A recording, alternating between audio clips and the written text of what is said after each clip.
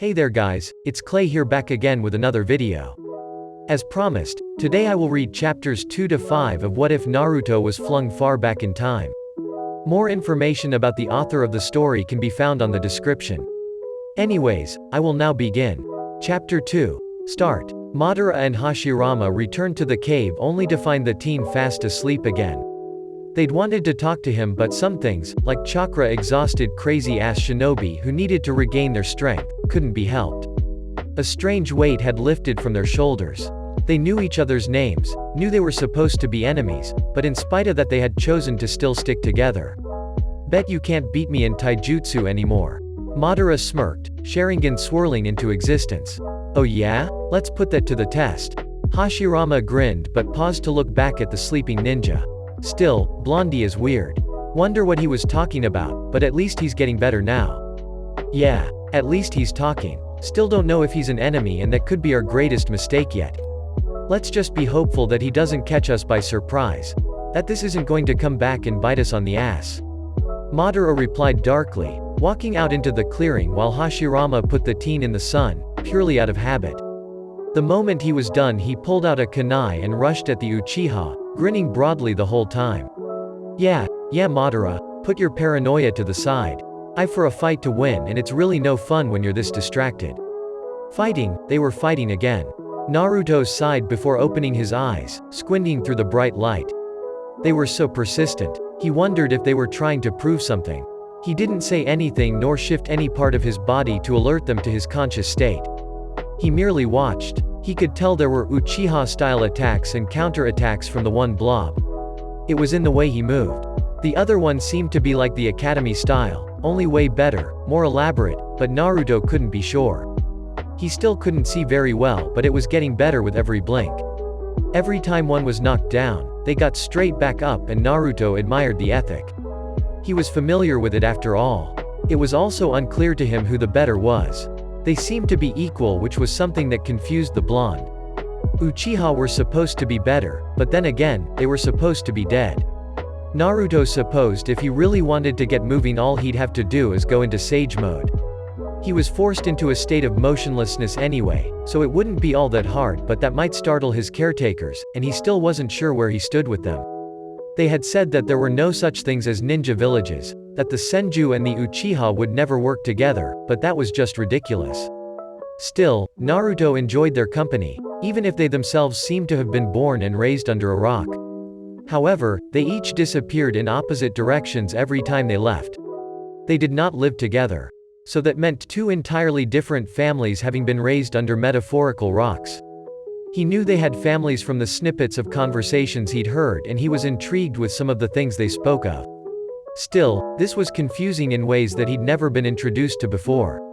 Naruto was getting to the part where things just never made sense to him, and people stopped trying to explain it to him so he decided to try someone else, or rather something else. Perhaps now he'd be able to concentrate enough to talk to the Kyuubi. He allowed his eyes to drift shut once more, focusing on falling deeper within himself. Briefly he wondered where the fox had been in terms of chakra.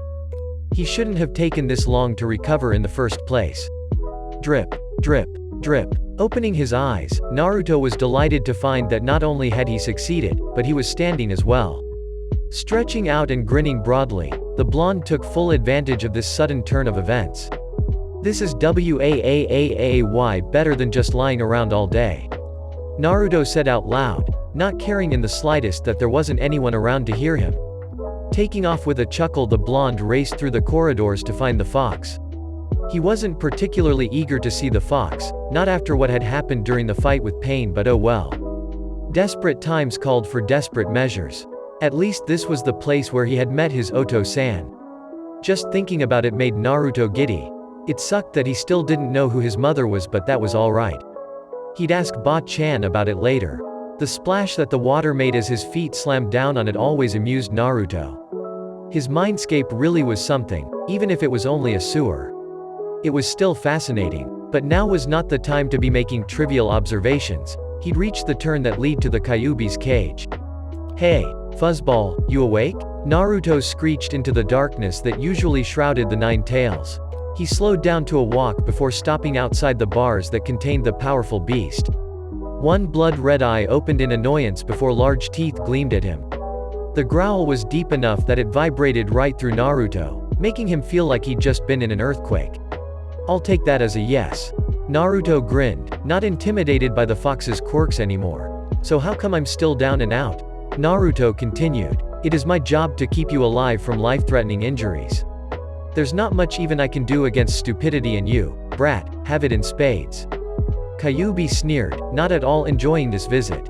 He'd been so close to freedom that it had actually hurt only to have that damnable fourth Hokage interfere once again. So what the hell is wrong with me? Naruto asked, ignoring the comment about his intelligence. He'd heard just about every insult there was. Chakra exhaustion. A rare kind that I have not seen since the days of the warring clans. Which brings us back to your stupidity. I am not wont to heal injuries caused by time travel. You were the foolish human that attempted such a moronic path. You are the foolish human that must live with the consequences. At any rate, your body is restoring itself far faster now that you are awake, or able to be so. You should be regaining your strength sooner now. Wow, the Kyuubi was being suspiciously helpful at the moment. It was actually kind of nice and it saved time. Wait a minute, time travel? Naruto squeaked. That's impossible. Incorrect, foolish brat. You have just done such a feat, so therefore it is possible. However, it's extremely foolish to even contemplate attempting, which is why you're the senseless foolish moron who clearly lacks intelligence. Nevertheless, you've managed, in all your kami-given luck, to land with the two damnable humans I hate more than the Yondaime, Senju Hashirama and Uchiha Madara.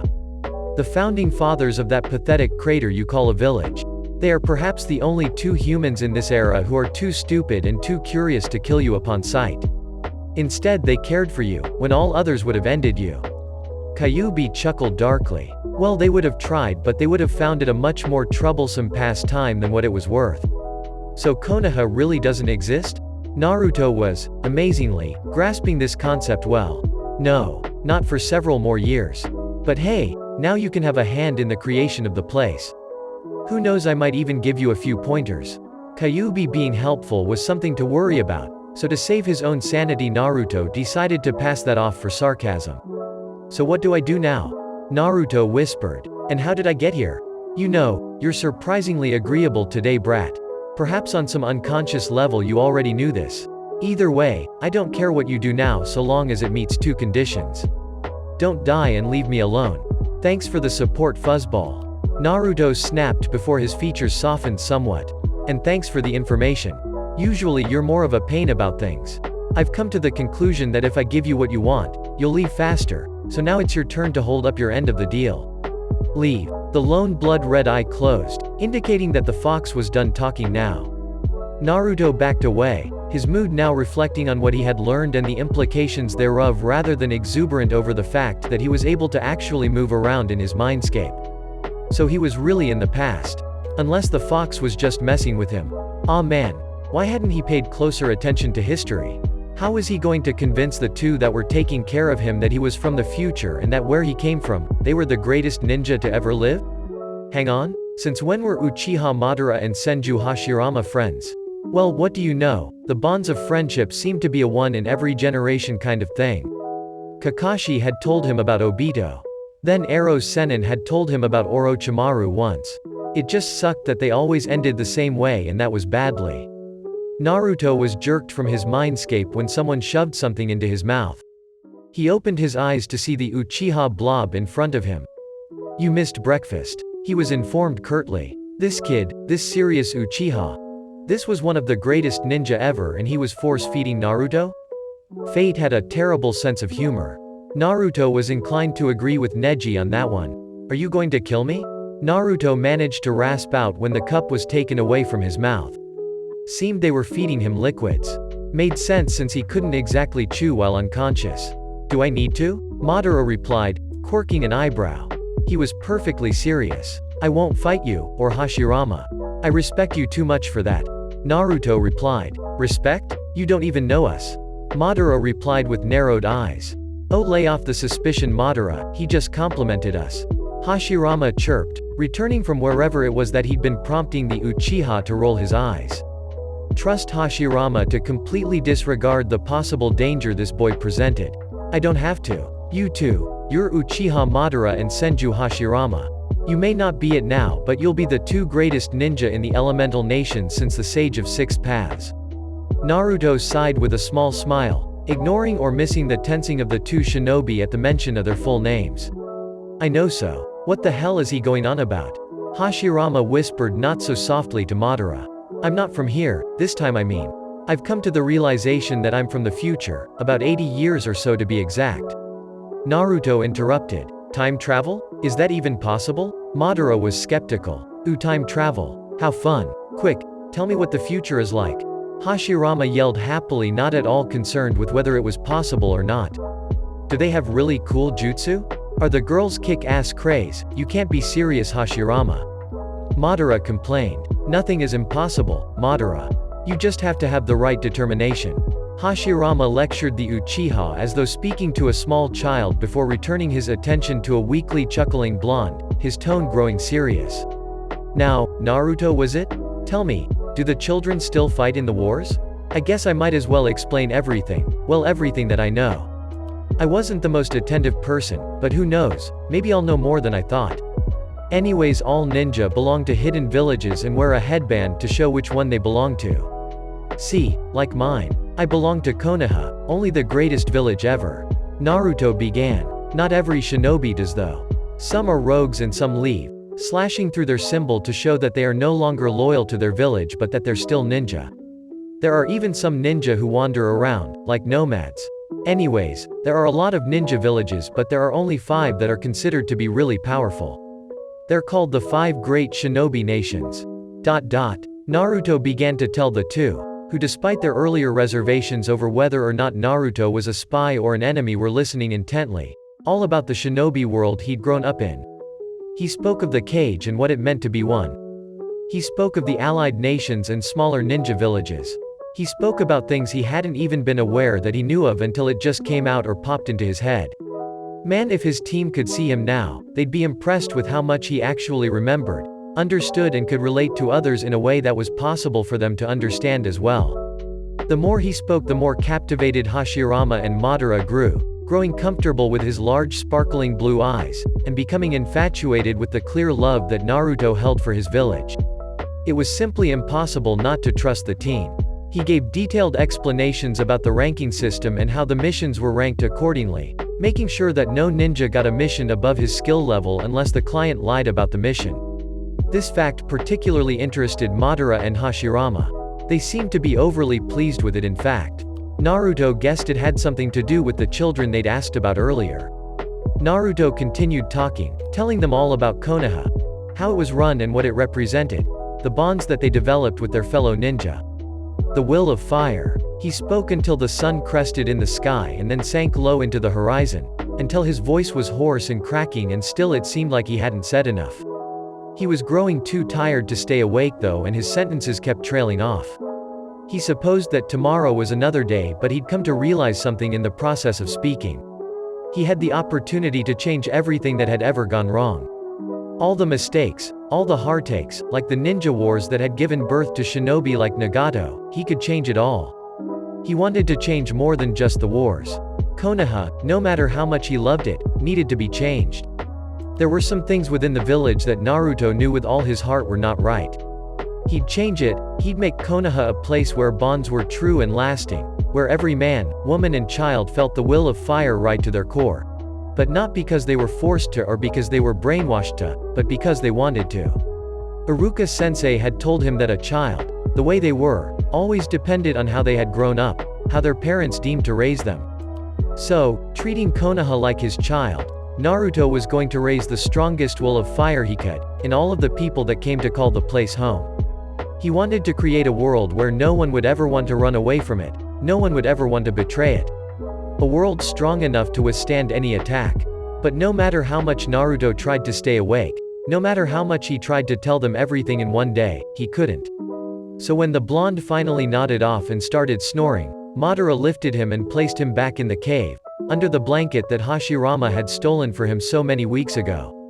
The world he describes, it's exactly as we've always talked about. It's more. Hashirama's eyes were wide, wondering. We can't believe him just yet. No matter how tempting. For now, I believe we should return home. It's almost dark. Madara replied softly. We're already late. Hashirama hurried through the trees as fast as he could, panting hard as he tried to make it before the light got too poor and the guards mistook him for an enemy. He was almost there, just a few more trees. Ducking the kunai, the Senju dropped to the ground and skidded to a halt. You're late, brother. Tobirama stated calmly. I know, Hashirama stated sheepishly. But today was an exciting day. I have discovered a great many things. Why don't you tell us some of these things? A new voice said from the shadows just inside the compound, which Hashirama was still standing outside of. Oto-san. Hashirama greeted with a bow. I have learnt nothing that would be of value to an experienced shinobi such as yourself. I am sure that you have already discovered such things. Hashirama lied to his Oto-san often, so much so that he barely felt guilty about it anymore. However, should his Oto-san learn of his Uchiha friend and the Uzumaki he was caring for, then he would likely be killed for it, so lying was necessary. I see. Well, be sure not to be late again. Then his Oto-san's soft footsteps were walking away. You shouldn't lie to him so much, brother. Tobirama stated softly. I know, but he would never understand. I, baby brother, have found a way to bring peace to this land, and you are going to help me. All of the Senju are. But not just yet. I have to get stronger before I can do that. Hashirama winked at his ever so serious little brother before walking past him and into the compound, leaving him to decipher the cryptic remark on his own. Peace? Is there really such a thing? Tobirama was following him now. And when are you going to stay inside the compound and train for once? You haven't sparred with me in months. Would you like to spar right now? Hashirama asked with a grin. Tobirama hesitated before a rare smile lit his features. He knew that his brother was probably tired from having run back home, but Hashirama was still offering to spar with him. He had the greatest big brother ever, even if sometimes he didn't act like he was the oldest. Sure, let's go to the training ground with the torches. Isn't that one in the middle of the compound? Hashirama asked, scratching his head. What, you afraid that someone will steal your moves? Tobirama teased. No, just checking. Hashirama replied before taking off and heading to the training ground. Tobirama shook his head before following his brother, matching his pace. When they arrived, the two began to light the torches with chakra, making the fire a little hotter than had they used natural fire. Ready, little brother? Hashirama asked with a teasing smile. I can take whatever you throw at me, Hashirama. You slack off on your training too much. Tobirama replied confidently. The two rushed at each other, Hashirama laughing in delight the entire time. Tobirama was as serious as ever. The taijutsu match that ensued managed to capture the attention of most of the other Senju who were now surrounding the sparring brothers' training field, watching with soft, proud smiles. These children were the future of their clan, children who were to surpass their parents and take the clan further, and they were promising. It was a shame that their brothers had not survived. But that was a regret many would never speak of. After all, a shinobi died with honor when they died on the battlefield, no matter if that shinobi was nothing more than a child. You're not even using the Senju style anymore, you bastard. Tobirama yelled while Hashirama laughed. Don't need to, little brother, you're just that slow. Hashirama felt lighter than he had in years. Uzumaki Naruto, if his story was true, represented a world he wanted with all his heart. A place for his brother to be safe, and that was something he would strive to achieve, no matter how much work it took. Madara walked casually through the Uchiha compound gates. He kept an air of arrogance around him, sneered at those he passed. It was expected of him, and he'd be lying if he said that a small part of him didn't enjoy it. However, the larger part of him did not. He was the clan head's son, and he was exceptional for his age. That should really do all the speaking for him, rather than having to have this charade. You're finally home, brother. Izuna watched him from the shadows, newly activated Sharingan spinning lazily. Another exceptional Uchiha. What would he say if he should learn of Madara's friendship with a Senju far beyond his years as well? Did your mission go well? Madara replied softly, the arrogance leaving his tone. Yes. Simple, to the point. He would not say more, and Madara would not ask. Uzumaki Naruto's words flashed through his mind, and Madara found himself wondering if it was really possible. Did he really go so far as to make a pact with the Senju just to keep his brother safe? Looking at the boy, he realized that he would do anything to make sure his younger sibling remained in this realm of the live and well. However, Senju Hashirama was different, in more way than just your average Senju. He was in a whole other league, giving even his Sharingan a run. Yet his attitude in life was like no other. Madara could and would believe in anything that boy proposed, and he'd follow him to the other ends of the elemental nations if that is what he desired. Why? Why would he go so far for a Senju, a ninja that was supposed to be his most hated enemy? Because Senju Hashirama understood and had experienced his pain. Understanding. Something no one else had ever boasted to have when it concerned Uchiha Madara, an enigma even to his own younger brother. That was why he'd go so far for a Senju. It was 3 full days before Madara and Hashirama could get back to Naruto. When they did manage to get to the cave, mere minutes apart from the other, it was with some shock to see that Naruto was gripping the entrance of the cave, knuckles white and eyes determined. When he saw then, however, he lost his grip and crumbled to the floor with an oof. Drawing closer, they saw that a fine sheen of perspiration was now covering his face, making the small hairs at the back of his neck stick down. His breathing was uneven, sharp and hazard, but he grinned at them, eyes sparkling with happiness. "Hey guys? Been busy?" he asked cheerfully. "We could say the same about you." Madara shrugged. "Oh, yeah, well, I don't like sitting still. So far I've managed to get to the entrance. But it took me 3 days to do it. Which, quite frankly, sucks." Naruto pouted. "He's an Uzumaki. I'm surprised he's not stir-crazy by now." Hashirama shook his head. "You know, I don't know any Uzumaki. They were all killed except for a few survivors during the 3rd or 2nd Shinobi War. Not sure which one, seeing as I sucked at history." Naruto commented thoughtfully, his eyes dimming as he frowned. "An entire clan?" Hashirama squeaked in alarm. "Jip. They got too powerful, I think. But I never did learn any sealing because there was no one left to teach it. It's practically a dying art in the future. You know, if we do things right, then we can stop that." Naruto visibly brightened at the suggestion. And in Kiri there was this bloodline purge going on, and that really sucked. People, guilty or innocent, were killed just for having something they were born with. Konoha praises their bloodlines, so the idea of just snuffing them out like that, it's just wrong. Naruto shuddered, and so did Madara, his Sharingan activating in his silent anger. "I think we should, I dunno, try and bring some clans from Kiri here, if we can. So that they don't have to fall into that again." Naruto added very quietly. "I'm sure we can look at it, but just remember, Naruto, not everyone here is like us. In fact, I think we're the only 2 that are even thinking about something like this." Hashirama agreed softly before growing serious. "Not everyone is going to be open to this idea of peace. They like the fighting too much. This isn't going to be easy, and it's going to take time." Naruto blinked at him before growing distant, thoughtful. "What's it like here? Why did you want to build Konoha?" Madara and Hashirama looked at each other before sitting down in front of Naruto. "Well, simply put, it's so that the clans no longer have to clash with each other. So that children, like us and our brothers, don't have to fight in these meaningless wars." "But why do they fight?" Naruto's brows furrowed together. This concept was something he could never understand. Sure, he figured a good punch or 2 was enough to knock anyone around and back into their senses. But a full-on war? That was just overkill. Power, land, money.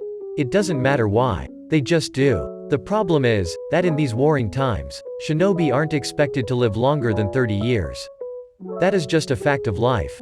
Madara replied with a growl of anger. Because of this, children are trained from the time they can hold a kunai. As such, the children are sent into these battles with little experience and hardly enough training. The enemy target the children, killing them because they represent 2 things, an easy kill, and the next generation. Without children, there can be no future shinobi. 30. No way. Gigi was practically ancient. Bet you guys don't have any of those, huh? And how can they send kids into wars? It's just not right. Naruto fumed, wishing he had the strength to do more than yell right about now. It isn't, but from the time we're born, we're taught that it's an honor to die in battle, that a shinobi can do no greater deed for their clan. Both Madara and I have lost siblings to this senseless fighting already." Hashirama agreed, looking away in anger and pain. "The Senju and the Uchiha are perhaps the most well-known, and as such, the ones who have to fight the most. That is why I said it's unheard of for a Senju and an Uchiha to work together." Hashirama had turned to look at Naruto again with a burning gaze. "But you guys did. You created something amazing." Naruto grinned. And this time I'll be here to tell you guys what you were most known for so that you can focus on those areas, becoming even more badass, and I can tell you guys what you did wrong. No offense intended, really, it's just that I think some things might have looked really great at the time, but they aren't really now. Like for example, the ranking system. You guys could change that. Instead of Genin, Chunin, Tokubetsu Jonin and Jonin, it can be divided into something like Genin, Tokubetsu Genin, Chunin, Tokubetsu Chunin, Tokubetsu Jonin, Jonin, Elite Jonin. See, some of the missions that come through can be ranked differently too. Trust me, when you have a Genin team whining about the D-rank missions, it'll be a lot easier to tell them that they're Genin and not Tokubetsu Genin. And for that matter, only Tokubetsu Genin can enter the Chunin exams, and they can only be Tokubetsu Genin if they've been Genin for at least a year. Naruto ranted, trying to get something he felt rather strongly about across. Secretly, it stemmed from a long frustration of being merely a Genin. Also, his own Chunin exam had been a disaster, and really, those preliminary rounds sucked. Madara and Hashirama looked at each other with a raised brow before looking back to Naruto's serious pout. They couldn't help but laugh at the blonde. Naruto, that ranking system works just fine. Don't mess with a good thing. Hashirama managed to reply between chuckles. The blonde only pouted more. However, at least the two were smiling again. Their lives, the era of the warring clans, quite frankly sucked. It was no wonder they grew to be so strong, they had to. And this time around Naruto was determined to help them along the way. Chapter 2.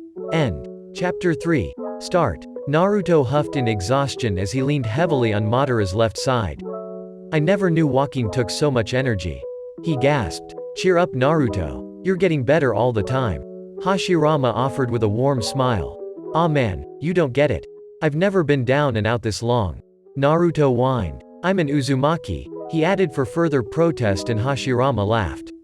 Okay, I get it now. This really must be killing you, huh? Hashirama asked, cocking his head to the side. Yes, it is. Now weren't you supposed to be really great at medical ninjutsu? Paving the way for all aspiring medic nins? Naruto asked with a pout. Not there yet. Madara, remind the ninja that we are only children. Hashirama stated and told the other black-haired shinobi, rather unnecessarily, seeing as Naruto heard his words all the same. I'm still trying to wrap my head around you being a medical ninja in anything. You can't even keep a decent campfire going. Madara snorted, helping Naruto by lowering him to the floor so that he could sit down. So mean. Quote. Hashirama wilted, the small cloud of self-doom bubbling to life above his head. You're the one that's great with fire style. You've got to be kidding me. Madara growled in annoyance while Naruto chuckled. The founders of Konoha never ceased to amaze him. Hashirama was more like a child than anything, yet he was powerful and would only grow more so. Madara was an Uchiha, but he was nothing like what Naruto would expect from the arrogant clan. He also had a tendency to overreact. A lot. Just as Hashirama had a tendency to fall into snap depressions. It was all very amusing to the blonde. The fact that the Uchiha and the Senju had decided to take Naruto's words at face value was never mentioned. The situation they found themselves in was simply accepted as it was. It had been 2 whole months since Naruto had fallen into their world, and he was making progress, slow progress. He did wonder if the realization, the knowledge of what they were supposed to achieve, was more of a burden to them, like a great pressure weighing them down, instead of the chance to grow powerful with the help of everything that Naruto knew.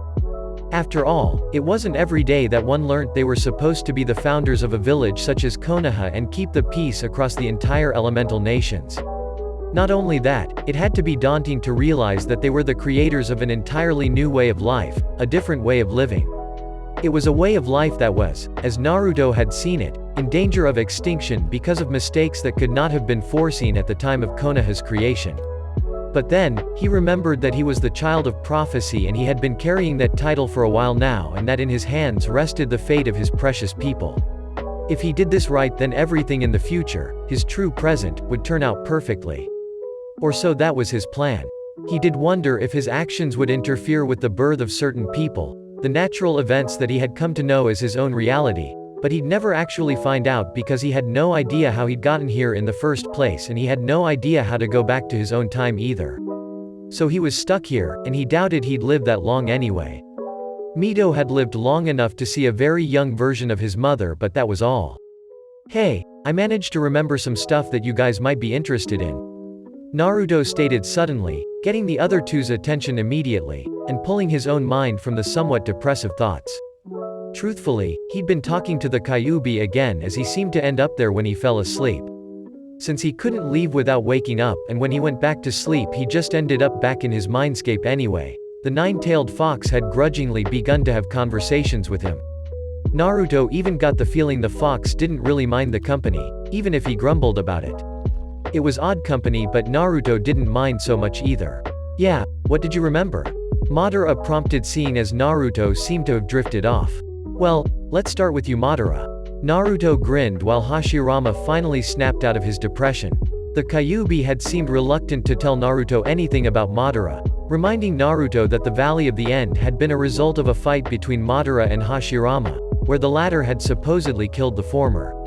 Madara was also someone the Kyuubi really did not like because of his deeds in the future. Naruto had to patiently explain that the boy in front of them was hardly going to turn out like that at all, not with Naruto around. The Sharingan is activated by cases of extreme emotion, either good or bad. Naruto didn't actually know if any of this was true, he was simply parroting Kyuubi. Mastery of the Sharingan is displayed in the number of tomo they possess. However, what you and your younger brother, Izuna, discovered was the existence of another Sharingan, one that was above the Sharingan you have now. Naruto paused to let that sink in. Since I'm not an Uchiha, since Kyuubi refused to say how it was activated because it also gave an Uchiha the power to control him to some extent, I don't know how this is done nor what happens when you achieve this Sharingan. I do know that it's called the Mangekyo Sharingan. Kakashi-sensei had told him that on the mission with Deidara. As you are now, you and your brother have exceptional chakra, but this is something you already know. You managed to rise in skill to a level where none but one could match you, and that was Hashirama.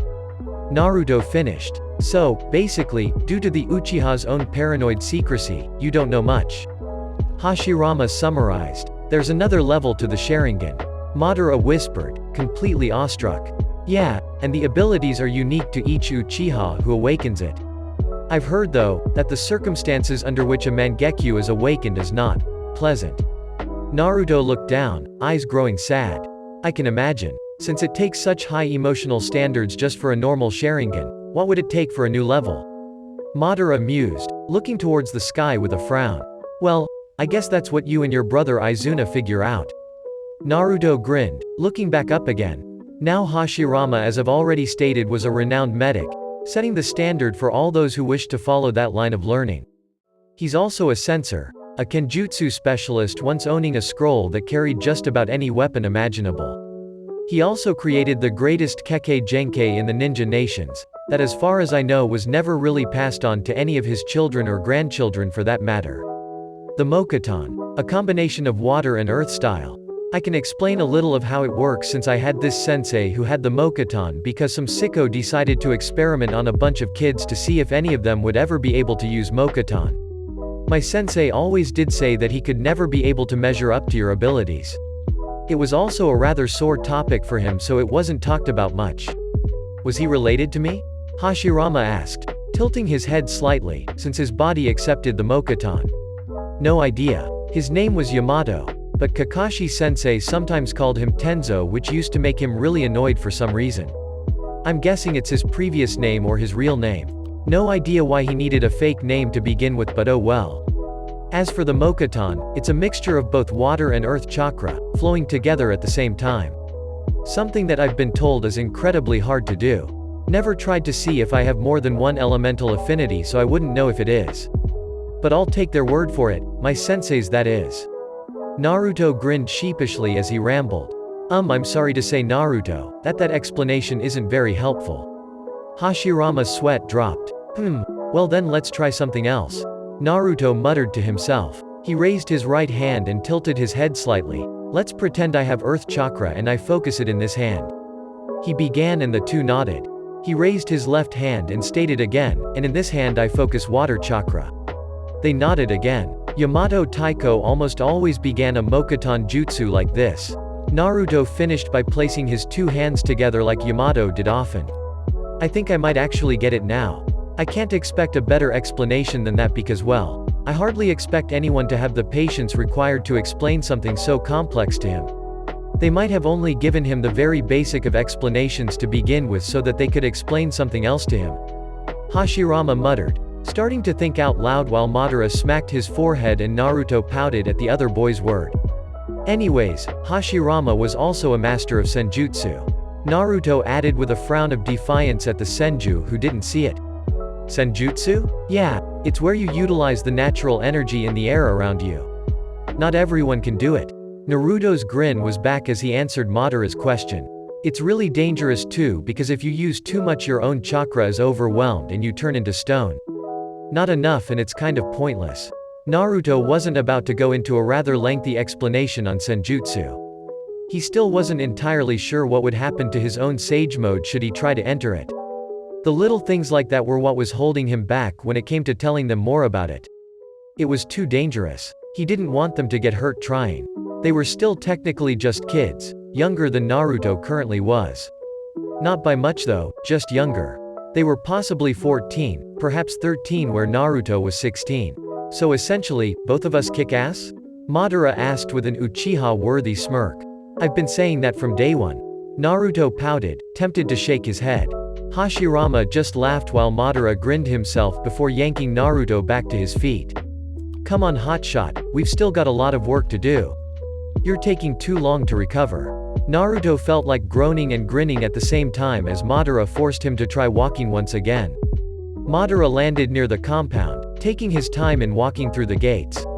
He enjoyed his time outside the compound far more than he enjoyed his time within it. It was mainly the pressure of expectation that did that to him. It was one thing to be brilliant, it was another matter entirely to please those around him. Only Izuna understood what he was going through because, quite frankly, the younger Uchiha experienced it as well. Madara sought the younger boy out, deciding to spar with him. There was just something about two Sharingan users going at it. It was a fight in a whole different league from something like what he and Hashirama experienced. He found the boy in one of the various training grounds surrounding the compound. He was moving through some of the Uchiha-style katas and Madara took a moment to watch him, to take in the fluidity of his movements, already mentally assessing skill and taking note of weak areas and mistakes. Aniki. Izuna greeted as Madara's shadow fell over his relaxed form. The other Uchiha was about to go through the next level of katas, and as his body slid through the motions, Madara began to attack, using the counter kata. Izuna smiled, changing his kata and moving to the defense as well. Izuna hadn't yet noticed their father frowning at them from the edge of the training ground but Madara did and he ignored the man. As for the Uchiha clan head himself, well he wasn't happy. Madara had been disappearing a lot as of late and where he went was still a mystery to the man. The only reason he had yet to investigate the matter was because the boy didn't act suspiciously, even if his skill level was rising faster than before the annoying disappearances, and he also kept coming back on time. He still performed his missions at a level expected of someone of his standing and skill and nothing suspicious had happened since he'd started leaving the compound to Tron. Looking at the boy it was easy to take his words at face value as he was clearly growing in skill. But he wasn't the clan head for nothing. Madara was hiding something and he would find out what it was. But he knew the only way to do that was to use the one person Madara would not react to, would not fight against. Izuna. He just hoped his suspicions were unfounded because it would be perhaps the Uchiha clan's greatest loss if he was forced to execute the boy. It was for that reason alone, that he decided to wait. For only a little while, before giving Izuna the order to follow his older brother. Hashirama walked into his brother's room to find him sharpening his katana. He grinned down at the boy before snatching the katana and dashing out the room once again. Hashirama. Tobirama yelled angrily. What the hell are you doing? Come on Tobi-kun, play with me. Hashirama laughed from a little down the corridor. We don't have time for playing. The younger Senju snarled in irritation. Of all the days for his brother to begin one of his little games. I have a mission in the morning. Hashirama sobered up immediately, looking to the side as stopped running and approached his younger brother before meekly handing the katana back to him. And Hashirama will be accompanying you. Debrief him and continue with your preparations. Batsuma stated curtly as he walked past them, on his way to another meeting no doubt. The two sighed very softly before returning to Tobarama's room so that the younger could explain to the older what was expected of them. In truth, these missions were a good thing because it meant they weren't fighting another clan over some petty issue or other. Unless they were hired to do so, of course. Batsuma's gaze slid to the side as he passed his oldest surviving son and lingered for a moment longer than what it usually did. Tobarama had reported strange jumps in his older brother's skill, but for outward appearances, Hashirama looked to be the same as ever. However, Tobarama knew the other boy better than Batsuma ever would, and as such he took the younger Senju's words to heart. Hashirama had also been disappearing more and more into those blasted woods, doing who knew what. He was very near the point of sending his youngest son after the older to see if he was indeed training as he proclaimed to be. It was hard not to believe him. Those jumps in skill had to come from somewhere, and there was only so far a boy on his own could get. Batsuma knew this all too well. No matter, he'd wait for now. He wasn't exactly thrilled about the idea of executing his own son for treason. Not that he actually thought for a moment that he just might have to, but the possibility was always there. By the time either Madara or Hashirama could return to Naruto's little cave once again, the blonde was outside in the clearing, balanced on his hands and steadily lifting his entire body weight before lowering it again. Well, he sure recovered quickly. Madara muttered as he approached. Hashirama was not there this time, but it was bound to happen sooner or later. It had only been pure luck that had enabled them to appear relatively at the same time so far. Aren't you worried about detection? I could have easily been an enemy and I got close enough to kill you. Madara scolded the blonde as soon as he was in hearing distance. Nah, I knew it was you.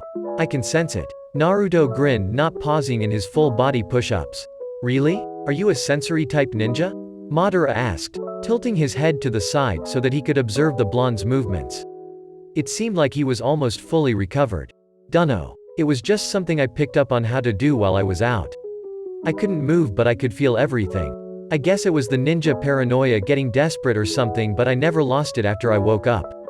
By now I can sense anyone coming in a 50 feet radius. I can also sense the chakra of everything around me. Rocks have a surprising amount of it, considering they're rocks.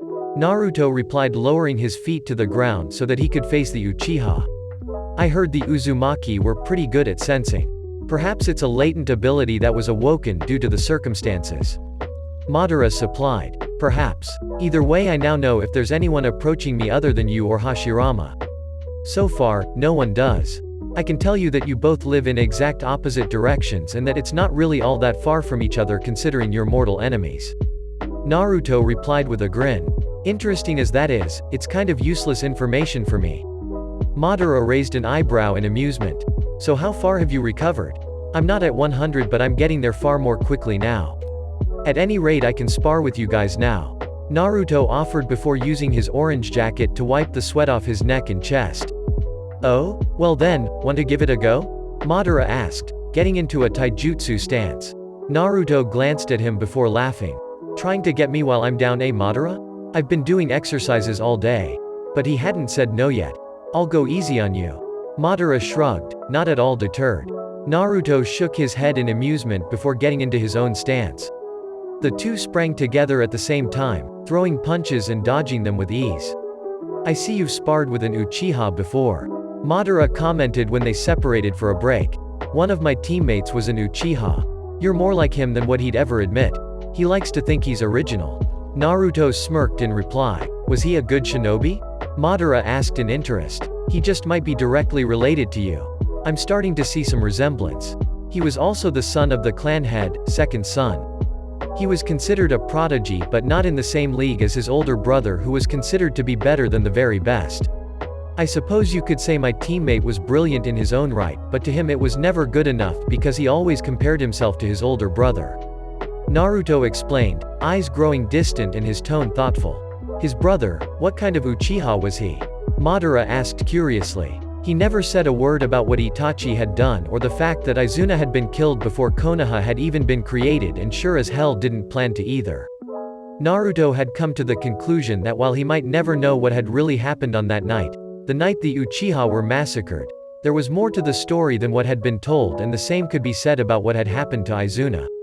Not only that, he had enough experience with Uchihas to know they had fickle tempers, set off by the strangest of things.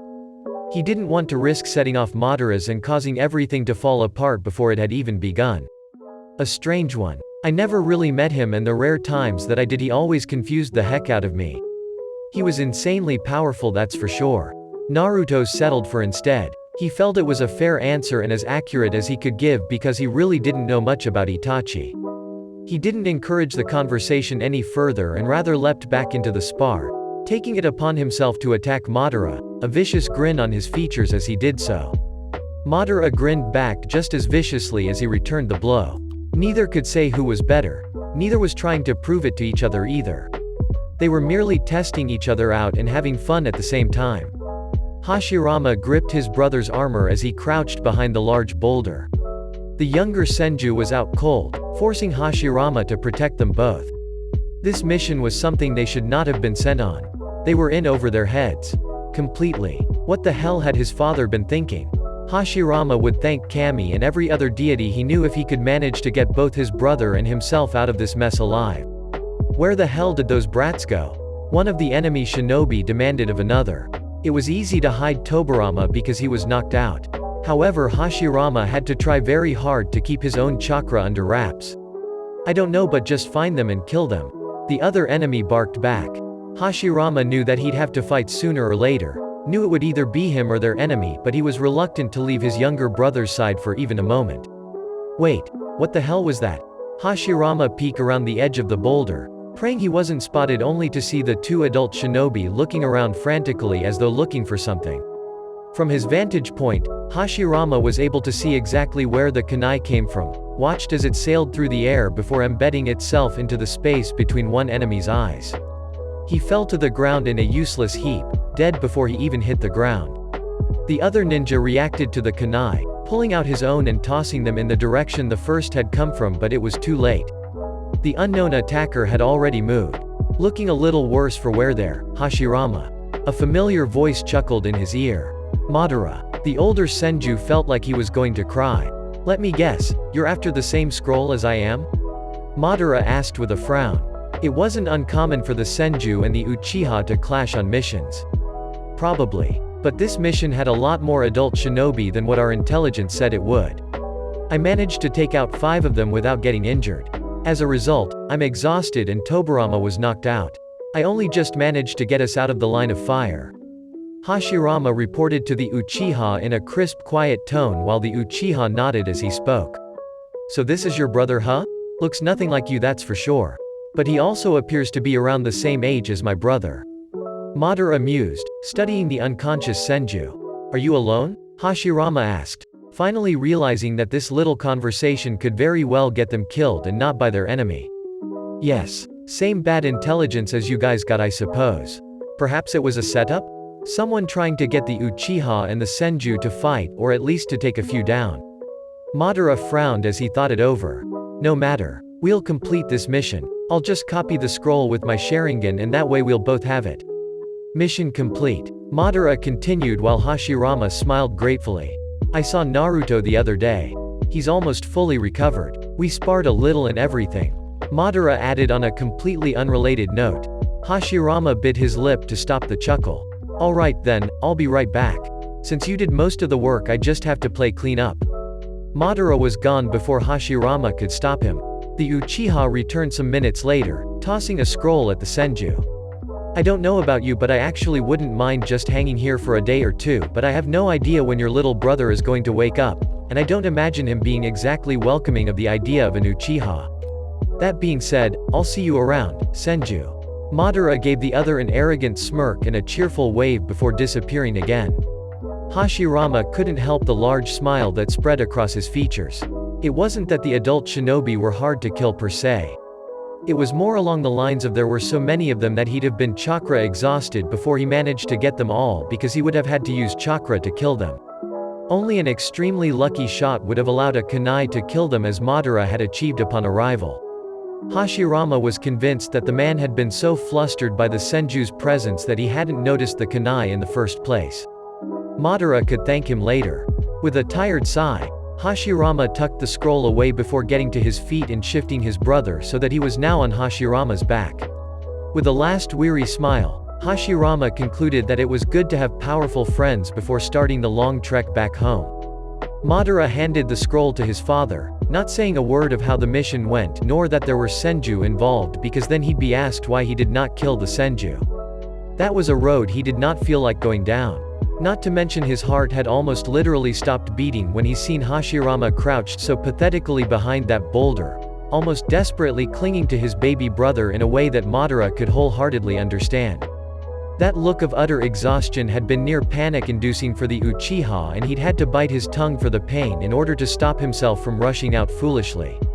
They might be destined for power but that power was still to come.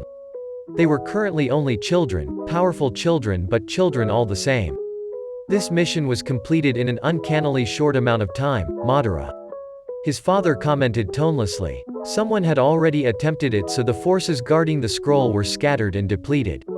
Madara shrugged. This being the only answer close enough to the truth he was willing to give his father. The only answer his father was going to get. I see. Well then I guess you can call it a lucky break on your part. Did his father see more than what he stated? Madara could never be sure what went through the clan head's mind at times and this was no exception but he knew he himself wasn't giving the man any cause to worry or be suspicious. He had completed his mission and that was all there was to it. Nothing of Hashirama and Tobirama had to be said. Not a single thing. A soft groan from the person on his back made Hashirama stop his journey through the trees. You waking up there, Tobirama? He asked quietly. You jumped through the trees like an ass, you know that. Tobirama grumbled. Had to make sure you didn't get too comfortable there, little brother. Didn't need you passing out during every mission. Hashirama teased. What happened anyway? I thought we were going to die, I really did. Tobirama asked, the confusion all too evident in his tone. We made it out of there with the scroll. What more needs to be said? Hashirama asked with a small shrug. He didn't need Tobirama asking too many questions because that would lead to things he did not want the other to know about just yet. He knew his brother was frowning but the boy didn't say anything and Hashirama just continued jumping, not trusting Tobirama to do it himself in his current state. He still wasn't fully with it yet. If he was, he'd be asking questions. He'd probably do it later anyway. He'd almost lost his third brother this mission and it was a terrible feeling. He had to train harder, he had to get stronger. There was nothing else for it. He refused to lose Tobirama as well. He also owed Madara a big one. Had it not been for his arrival, chances were Hashirama would not be making this trip at all. Not a word would be said to his father about it though. He wouldn't even mention that the Uchiha clan was involved at all. Chapter 3. End. Chapter 4. Start. Hashirama stared up at the rocky surface in front of them. He turned his gaze to the side and grinned at the two ninjas standing with him. Bet you'll both be eating my dust. He challenged. You're totally on. Naruto pumped a fist in the air and grinned broadly. Yeah, and this time you're not cheating. Madara growled warningly with a narrowed gaze at the Senju. What? You mean playing dirty? Come on Madara, we're all ninja here. Naruto stared at the Uchiha incredulously before shouting, hence go, and dashing up the side of the cliff with an evil cackle. The three ran up the cliff, one laughing hysterically, one shaking his head in knowing appreciation and one yelling promises of retribution. For our next exercise we should try this without chakra. Naruto yelled down to the others happily while they both groaned at the thought before grinning manically at the thought of the challenge. No like this. Naruto shook his head with a silly smile on his face as he re-demonstrated a jutsu he'd learnt as a child. I still don't believe you guys don't know this. Henge. Madara and Hashirama watched the blonde carefully, taking in everything they were being shown before nodding to each other, determined to get this right. Naruto was a little surprised when he learned that the two didn't even know the standardized academy jutsu. Apparently, training was not something they often had the luxury of and that the two were only allowed so much of it because they were the promise of their clans, the ones most likely to become the next clan heads. He came to realize just how lucky he'd been having had a sensei throughout his ninja career. Here, in this war-torn era, he learned that jutsu were created through vast trial and error largely resulting in premature death. He learned that whole families died out in the hopes of creating and mastering a jutsu as simple as a replacement jutsu. There was nothing to teach, there was nothing to learn, because simply put, it was still being created. Even the weapons he had so carelessly abused were things that he had come to realize were not easily and as freely available. Weapons in this world were crude, not as finely crafted, and Naruto remembered that Konoha had employed the help of a weapons specialist and wondered if he'd be able to find that line of weapon developers once again. They truly made some amazing weapons. Naruto realized that he'd been extremely lucky indeed. Madara and Hashirama also realized that they would be meeting on the battlefield all too soon and they would have to kill each other's brethren just to maintain a fickle act of hatred for each other because they were not yet strong enough to protect their dream. It was the most depressing thought they had come to the realization of. It was something they didn't want to talk about and were trying very hard to find it within themselves to forgive the other for deeds not yet committed. However, all three sensed that there would be a point where they would no longer be able to progress further lest they sought out help. Madara and Hashirama were thinking of pursuing the areas that Naruto had told them they were legendary in but had not known enough to actually help them in that area, such as the medical aspect of a ninja's arsenal. Hashirama also came to the humbling realization that between the three of them, they were the ones that were going to have to pave the way for the future generations, to create the techniques others would learn, the same ones that Naruto had learned in his youth and so much more. They had no teachers, but would rather have to become the teachers themselves. But at the moment Naruto was teaching the most important jutsu in his arsenal, the one that had served him so faithfully and he hoped it would continue to serve his friends rather well. Henge! Hashirama yelled. A puff of smoke covered him from view before the curvaceous figure of Hashirama's idea of a perfect female emerged from the smoke, blowing them a kiss. There were advantages to teaching this jutsu to kids too young to really understand just how powerful it was because as it was, Madara's nose was beginning to trickle but he hadn't passed out from a full-on attack yet and that would be the advantage. It was rather tiresome to have to sit with perverted morons who passed out at the sight of a beautiful woman. Needs more bounce. Naruto concluded speculatively. Henge! Madara yelled and his own idea of the perfect female stood in front of Naruto in the typical Uchiha fashion, hand on hip, smoke covering the important bits and waiting with a sneer of arrogance for the Uzumaki's seal of approval. Not bad Madara, but you need a bit more appeal. Try throwing some submissive in there or some koi. Naruto suggested, squinting at the female in front of him. Somewhere in the back of his mind, Naruto could hear the Kyuubi roaring with laughter. He supposed when one thought about the history textbooks, this was an act considered against their very ninja religion. Boot well, there was just something appealing to Naruto about making such a pervy mark on history. Besides, Ero Sennin would be so proud. Madara and Hashirama found their day on the battlefield far sooner than what they would have liked. Uchiha and Senju were clashing all around them, both of the aforementioned shinobi sticking very close to their younger siblings to ensure that no one decided to try and take a lucky shot. Hashirama caught Madara's eye across the battlefield and the other nodded discreetly. Before Naruto's arrival, Hashirama and Madara probably would never have noticed each other's presence, merely focused on keeping those precious to them alive. Oto-san. Hashirama went to his father, forcibly dragging a protesting Tobirama with him so that he was by Hashirama's side at all times whether he wanted to be or not. He did not have a choice in this. It was as it was. What brat, this is no time for games. His father barked in reply. His armor was splattered with the blood of both friends and enemies, as those same friends and enemies clashed all around them. While the death toll wasn't particularly high at the moment, it was quickly escalating into a situation where it would be. Batsuma's eyes were wild, his breath shallow and quick. His body twitched, reacting to everything around him, every sound, every movement. Please let this work like Naruto promised it would. Call in a retreat. I wish to use a jutsu that I've been working on but I don't want our own forces to get caught in the effect radius. Hashirama replied back as seriously as he could. They were surrounded by battles and in actuality were taking a chance by standing still like they currently were. Can you guarantee its success? He could tell that his father was hesitant but he was also desperate. As well as any jutsu. If you call in that retreat make sure no one looks back, it's a visual jutsu. Hashirama answered. He was hesitant himself to put 100% faith in this jutsu even though Naruto had promised profusely that it was powerful when used correctly. Senju. Take cover. Batsuma yelled, not even taking a moment to consider his son's words. For some reason, just this once, the man was choosing to trust in his son wholeheartedly. Go with Oto-san and stay with him Tobirama, you got that. Hashirama ordered his brother as the Senju began to retreat, confused but doing as ordered all the same.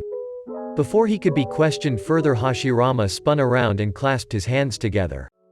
Bunshin no Jutsu. Illusionary copies of himself sprang into existence all around the battlefield, and the Uchiha began to smirk. They did have the Sharingan after all, and an illusion was hardly something to fear. Unless used in conjunction with an entirely new jutsu. Henge. The Senju were the undisputed winners of that specific battle. However, neither side ever recorded it, both due to varying reasons of shame.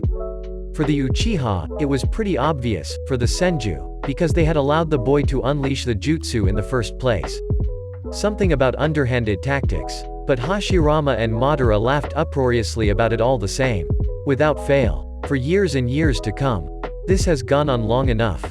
Where does that blasted boy go? Batsuma demanded of the younger Senju currently standing in front of him. Tobirama did not know the answer, and he wasn't exactly looking forward to his father's next words. You will follow him, Tobirama, and find out what he's really doing. There's no doubt that he's getting stronger, but there's something else going on here. Understood? Hi. Tobirama answered curtly before disappearing from the room to wait for the perfect opportunity to do as he was ordered. He didn't agree with his father, but he didn't exactly not agree. Hashirama was up to something, and Tobirama knew full well that sometimes, his older brother had a tendency to forget just what was good for him and his clan. Even if he didn't want to betray his brother's trust like this, it was necessary. He was just making sure, that was all. He didn't actually think that his brother was doing anything truly suspicious. Izuna. Taijima called out to the young boy softly. Hi, Oto-san? The boy answered. Madara has left the compound again. This time I want you to follow him. Find out what he's hiding. Taijima ordered tonelessly. Do you truly believe he is, Oto-san?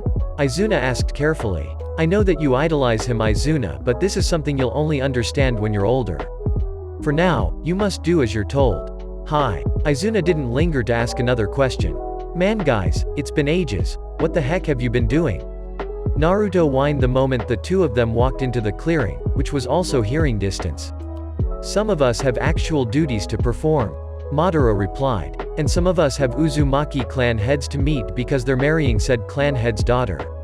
Naruto grinned before ruffling Hashirama's hair when he got close enough. I still can't believe you guys have to get married so young.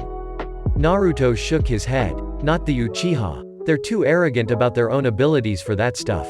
Madara stuck his tongue out at Hashirama, who pouted. It's not like I had a choice in this. Besides, I like Mito. Hashirama's pout changed to a silly grin. That day they were planning on spending the day discussing Konoha after their usual spars and training sessions. Nothing really serious, mostly structural planning. They also wanted to iron out who they had to approach to get things done, since Naruto had mentioned that the daimyo did have some say in the workings of the village. Naruto also wanted to suggest and discuss ways to make Konoha more self-sufficient so that in times of peace, there'd still be income. They wouldn't have to rely solely on missions. Naruto froze suddenly as he sensed something that wasn't normal approaching them at a snail's pace. Any slower and Naruto just might have missed them. 2 chakra signatures, just similar to the 2 in front of him, for Naruto to be sure that these 2 were perhaps not strangers at all. Did either of you 2 tell your brothers to come here today? Naruto asked slowly, carefully. He was fully aware, by now, of the situation around him. He was glad he wasn't a part of it. For now. Soon they were going to have to find a place for him to go. Madara looked at Hashirama with wide eyes. By now Hashirama has also been informed of Naruto's sensing capabilities, and he had actually known a little more about sensing than what Madara had.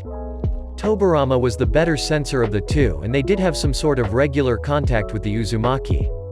He had agreed with Madara that Naruto's sensing was particularly strong. Their eyes widened in realization, and Naruto immediately understood that no, they hadn't, and that this was a problem. Madara, that way, Naruto stated sharply and pointed to the right, towards the Uchiha complex.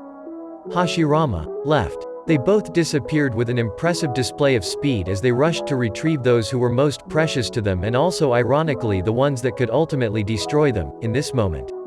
Naruto kept track of what was happening via his sensing and was surprised when Hashirama was the one that was met with resistance whilst Madara approached slowly and his younger brother Izuna stopped immediately at being caught. There was a slight pause, and then the 2 were heading over to where Naruto was. Hashirama unfortunately had to subdue Tobirama and forcibly drag him into the clearing, neither looking very happy about it. Naruto bit back the laugh when he saw that Tobirama was gagged as well. A tense, awkward silence filled the air, growing thicker and thicker with every passing moment. So, Naruto began with a nervous grin, but his voice trailed off, not knowing what to say. "Anmmnnchuma," Tobirama suddenly stated, but his words inaudible through the gag. Hashirama cringed before removing it. There was a heartbeat of heavy silence, Tobirama glaring daggers at his brother. "And Uchiha, what the hell is wrong with you?" he eventually settled for. "His name is Madara," Hashirama began, wincing when Tobirama cut him off. "So you bloody know he's an Uchiha, but you're choosing to ignore that?" Tobirama was beyond livid. All Naruto could think was, damn. This was their Nidaime Hokage? "Let me explain, Tobirama, before you start crucifying me," Hashirama stated in a low tone that immediately made the younger Senju shut up. Apparently Hashirama really did know who was the oldest. "Sometimes, Madara and I have the same goal. We want to end the fighting," Hashirama began. "At first we didn't know that the other was our mortal enemy, and we talked about what it would take to stop this endless, pointless, suffering." Naruto kept his mouth shut, not sure what Madara and Hashirama wanted from him. He'd wait for them to ask because then he'd actually be sure. He didn't want to be the reason the two brothers fought. "This is treason. Hashirama, they'll kill you," Tobirama yelled, voice going up an octave. "The Senju is right, brother. This is treason," Izuna stated quietly, yet he was still calm, willing to listen to what his brother wished to say. "Hi. But what Hashirama says is also true. It is our aim to end all the fighting." Madara looked to his own brother and then to Tobirama. "We will bring together the two greatest clans and create a place that is our own. We will grow in strength so vast that none will be able to question our position, not even our own clans." "Tobi-kun, was it not you who said adults are idiots?" Hashirama very gently removed the younger Senju's bounds, trusting that the other boy would at least stay to listen. Tobirama stood slowly, looking to his wrists as he thought things over. If they really want to bring an end to this endless fighting, they need to sit down with one another and reach a truce. What shinobi need to do is form a standard, some code of conduct, only then will this senseless killing end. We're in this mess because shinobi keep seeking vengeance. The pale-haired Senju muttered to himself. "Words I lost faith in when Itama was killed. I thought it was a childish dream and the time for childish dreams was long past. At the time, when you said those words, and I had seriously started to consider them, was because I had met Madara a few weeks prior to them. While I didn't know he was an Uchiha, I knew he was a shinobi from a different clan and perhaps somewhere I could start." Hashirama stated softly. "But the Uchiha killed Itama. 5 of them hunted down one little kid and they slaughtered him.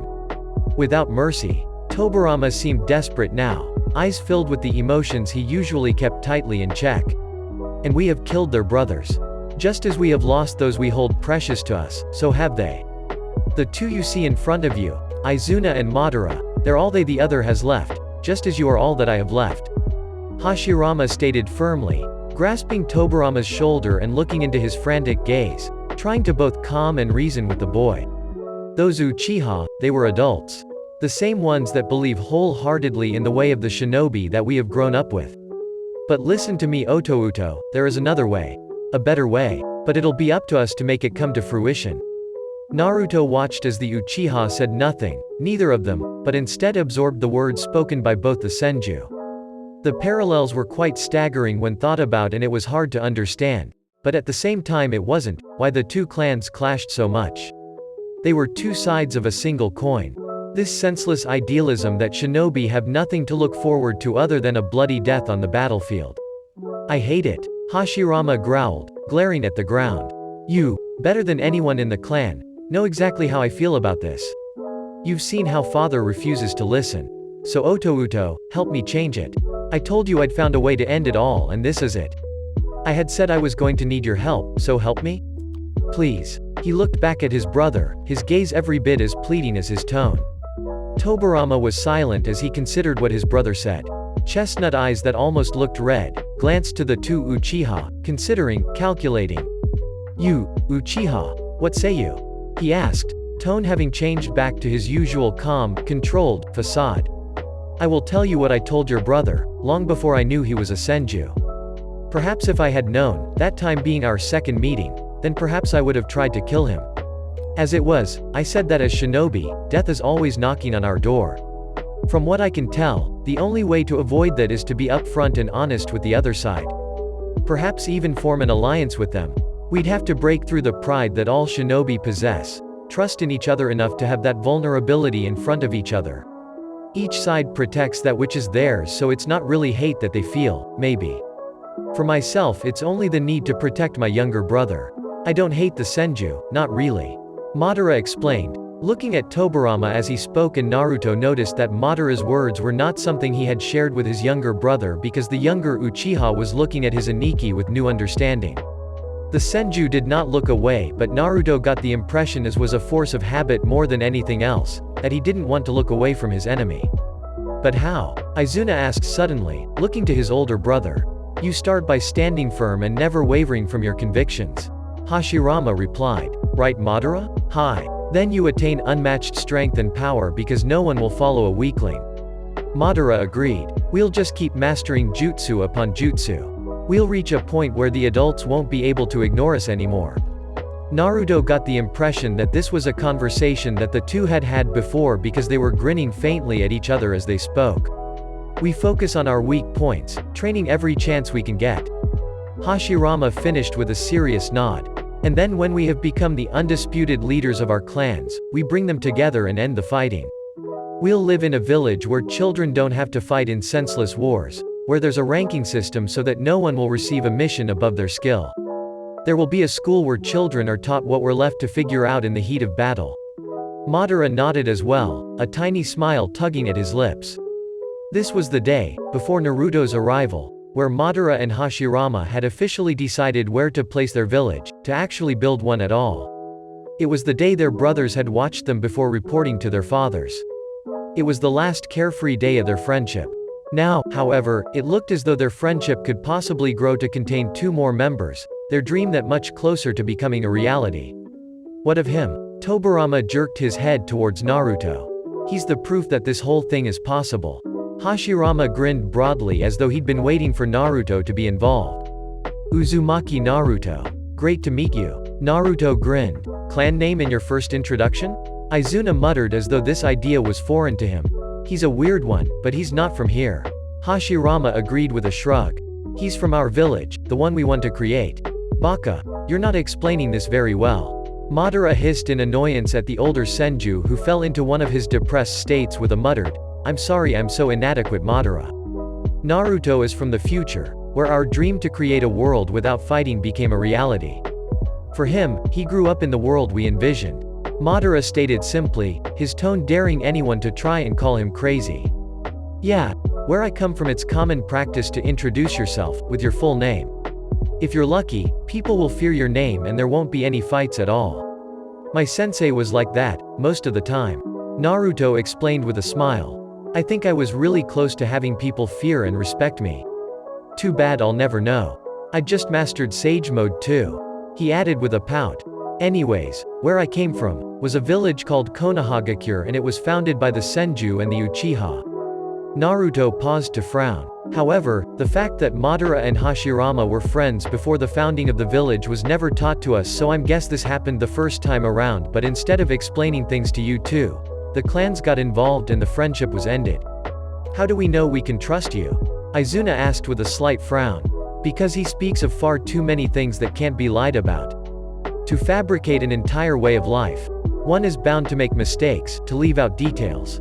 Madara shrugged. I can't detect any signs of lying when he speaks. Also, I saw him arrive. He fell out of the sky where there was nothing to fall from. Hashirama added with an amused snort. And sometimes, you're just going to have a little faith. I know it's difficult to trust anyone due to the life you have lived so far, but I also know that you want this fighting to end. Naruto blinked as he spoke in a serious tone he rarely used. This can happen, and I think I speak for all 3 of us when I say we want you guys to do this with us. I do, Tobi-kun. Hashirama added. As do I, Izuna. Madara patted his younger brother's shoulder gently, and smiled softly at the younger Uchiha. What do we tell our clan heads? Tobirama asked, and his use of plural pronouns was not missed. It will not be easy to lie to them. Then you tell them half of the truth. We are training. Madara replied with a smirk. I think this means that you're on board, right? Naruto asked, looking from Izuna to Tobirama and back again. Hi. I will follow my Aniki wherever he may feel to lead. Izuna agreed. As will I. A childish dream just might be the thing we need to make this work. Tobirama stated carefully. Well, a sensei of mine once said, it's only a crazy idea if it doesn't work, otherwise it's bloody brilliant. Naruto grinned broadly, eyes sparkling with amusement before he grew serious again.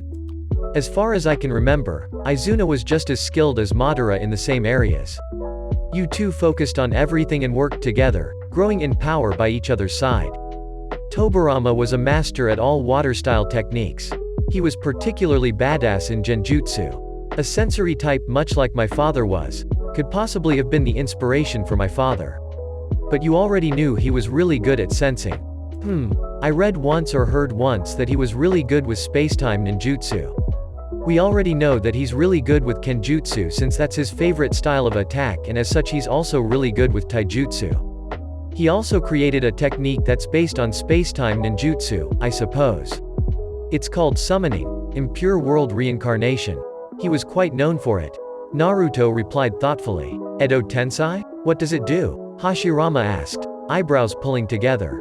Basically, it uses a sacrifice to bring a person back to life.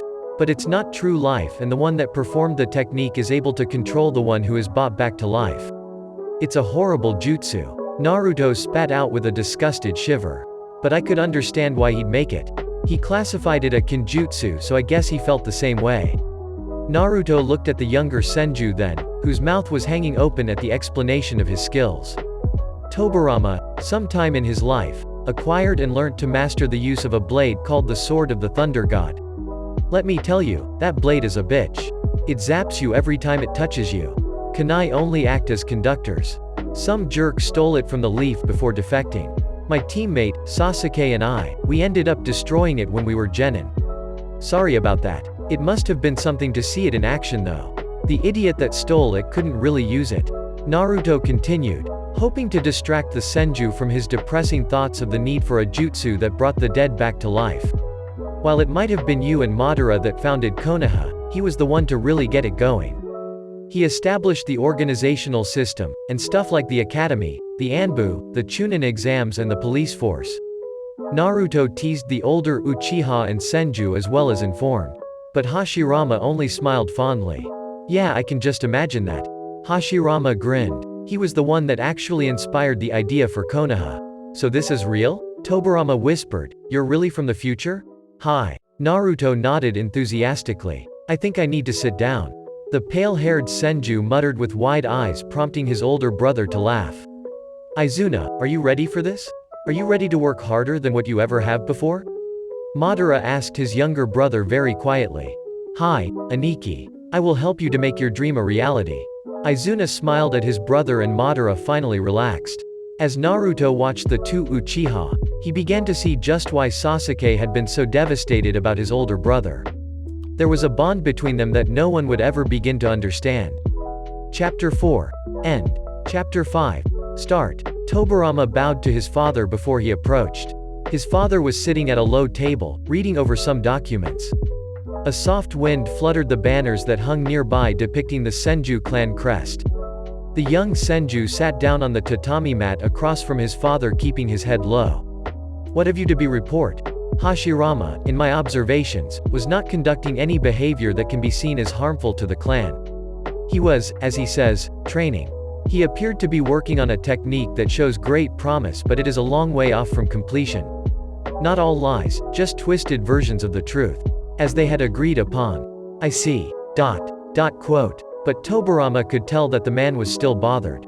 Only he had no proof, and Tobirama had been the one that was supposed to get him that proof.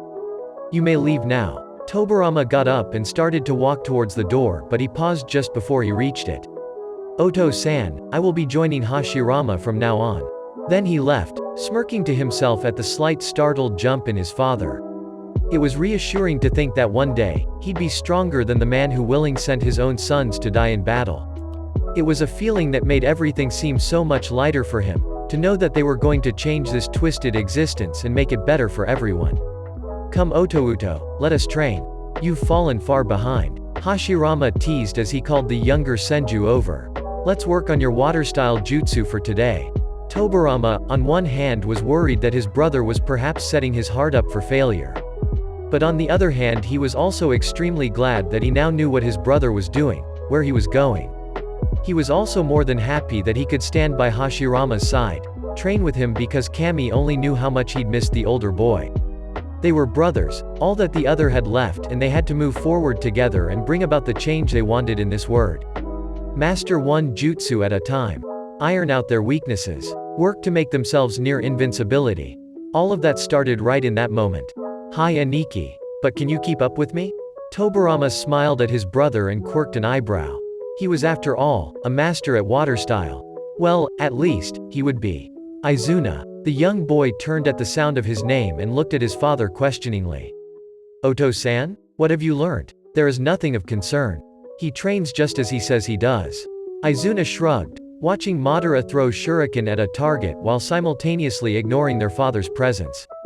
I also wish to accompany him, Oto-san. Do as you wish, so long as you do not endanger this clan. A dismissal. The man was far too busy with the affairs of the clan to bother himself with something that in his mind was no longer an issue. He did not suspect a lie because he had not detected any trace of one. He did not even consider the possibility of omission merely because he was that confident in Izuna's obedience. But there would come a day where both clan heads of the Senju and the Uchiha were no longer in the seat of power, having given it to their sons. They would see only then, that perhaps, they should have given just a little more of their time to the sons they were hesitant to get close to, hesitant to fully love for fear of losing them as well. The Uzumaki are coming in a week. I expect you both to be present and presentable. Batsuma stated warningly to the two Senju. He did not look at them because if he had, they'd have seen the thinning of his lips, the tightening of his jaw as he considered their long absences when not faced with a mission. It was starting to irk the clan head more than it should, but others in his council had told him that he should let it go. That the boys were training and that they needed a powerful clan head to lead them in their ever-present war against the Uchiha. But, there was just something about it that irritated him. He'd considered sending another shinobi after them, but he didn't have the resources to spare. The warring state had reached an all-time high, and after Itama's death he was reluctant to send his remaining two sons into the thick of it. Only if he really had to, he promised to himself. Not knowing he'd unconsciously decided to break that promise already. Madara. Izuna. Taijima barked and the two immediately snapped to attention. Get your armor on. Those blasted Senju are attacking again. Neither asked who attacked first. They didn't linger. They ran to their rooms and immediately, far too efficiently, began to pull on the metal pieces that were to help prolong their life. They'd guessed as much that they would be called. They'd seen their clansmen growing more and more frantic. It had only been a matter of time. The crimson armor they pulled on now was a sign of the seriousness of the fight they were facing. Grimly, the brothers faced each other upon exiting their rooms. This was only an event that further served to remind them exactly what they were fighting to achieve. It was an event that reminded them just how desperate they were, so desperate in fact that they were willing to side with the Senju just to achieve it. Hashirama spun in the air, the heel of his foot slamming into the back of an Uchiha's head. The Uchiha he just knocked out could have just as easily been killed by him, and as it was, Hashirama had been hard-pressed not to, seeing as the Uchiha had been battling his brother. But the fleeting look of gratitude from Madara a few fights away made him certain that he'd chosen the right course of action. Tobirama nodded to him and the two stood back to back, a force of pure talent and power in the face of their enemy. Hashirama's heart twisted in his chest when he watched the clan head of the Uchiha bark something at Madara before shoving him in their direction. Izuna not far behind. Their unhappiness could be misinterpreted as battlefield seriousness. As the four were forced to face each other, now faced with the problem of trying to find a way to end this battle without resulting to deaths, they stared at each other. No one was willing to make the first move. But Hashirama looked at Madara and the two nodded in understanding. They leapt at each other at the same time, kunai clashing with kunai. That left Izuna and Tobirama to fight each other, their choice of weapon a katana. Finish the Uchiha brat once and for all, Hashirama. Batsuma's voice carried over to the battling Senju, who grit his teeth but otherwise ignored the man. Show me what all that training has done. Madara, do not disgrace your clan nor your standing as the Uchiha heir. Cut down that Senju boy and be done with it. Taijima snarled out just as viciously. "Keep your foul speech to yourself, Uchiha." Batsuma snapped at the Uchiha clan head and the two were battling in a mockery of their son's fights. Hashirama felt like crying. In a single battle he could end up losing it all. This battle was different from the others. He could feel it. The tension, the hostility, it was so much higher. Madara and Hashirama's attention snapped to their brothers at the same time as their own fathers threw kunai at their enemy's child. "Izuna!" Madara yelled, tossing the kunai he'd been fighting with towards the hurtling projectile. "Tobi!" Hashirama screamed, also hurling his own kunai. The two previously battling Senju and Uchiha dashed to their brothers' sides, the fathers growling in suppressed anger at the failure of their plan. The parallels were once again startling in their obviousness. But that didn't matter. All that mattered was protecting those precious to them. "We have to find a way to end this, Madara." Hashirama whispered at the Uchiha while they stood guard over this younger brothers. "I know." Madara hissed in anger, activating his Sharingan. "How's that Mokuton of yours coming along?" "Not well. I haven't figured out the right ratio yet." Hashirama spat out bitterly. Suddenly their world exploded in a shower of lights and clods of earth. Naruto was worried. He had sensed some rising tension from both the Senju clan and the Uchiha clan so strong that it had reached even his location. Furthermore, none of the others had come to see him. Something major was happening and he had the worst feeling. "Kurama?" he asked mentally, seeking out the fox. "Uzumaki brat," came the gruff reply. "What's happening? Can you sense anything?" "They're fighting. As is the way of the era of the war-torn states." Kurama replied nonchalantly. "It would appear to be quite an intense battle this time." "Oh no." Naruto contemplated his options for a moment before he sat down and stilled both his mind and his body. He had to do something and there was only one thing that was available to him that would both protect those he now called precious and end that battle. They needed a greater enemy. Senjutsu, as Madara had informed Naruto, was extremely difficult for the Sharingan to see through. It was potent, bright and generally made the person under its influence look hazy to the Sharingan eye that would normally see chakra as different colors. Nature energy flooded his system and Naruto immediately felt the chakra signatures he could normally feel magnify and the radius of his sensory ability increase to include that which had eluded him before. Kurama was right, that battle was intensive. He had to hurry. When he felt the physical change take over his body he stopped gathering immediately. He didn't think he'd need to leave clones to gather more simply because he didn't think the Uchiha and the Senju were dumb enough to stick around to fight him while he was in sage mode. He dashed through the trees in the direction of the fight, already scanning the chakra for the four he sought out. He knew from Hashirama that his sage mode no longer resembled that of his previous one and he also couldn't summon toads anymore. He wondered if that was the reason for the change. Kurama had speculated that it was because the toad summoning contract had yet to be created. But all that was irrelevant. He had an entrance to make. So when he was close enough he stopped to form a single clone, using it to make an Odama Rasengan. Leaving the clone behind just in case, Naruto leapt as high as he could into the air, and in sage mode that was pretty darn high, before falling back to the ground, Odama Rasengan first and slamming it into the largest open space of ground in the entire battlefield. The ground was rocked hard enough to unbalance the shinobi and stop their fighting. The earth sprayed upwards in a shower of clods of sand, only to come straight back down, raining on all the ninja present. Every ninja, Senju and Uchiha, had their entire focus on the single shinobi who had made such a destructive entrance. Naruto stood in the center of a crater, casually brushing the dirt from the cloak he had hanged onto himself. For anonymity's sake, he'd hanged a hood onto the cloak. Madara's eyes widened in realization when he couldn't see much more than a burning bright haze with his Sharingan. He deactivated the dojutsu and nudged Izuna to do the same. "Naruto," he whispered very quietly to Hashirama who nodded almost imperceptibly. "Who are you? State your identity," Batsuma demanded, looking down into the crater with a hint of fear in his gaze.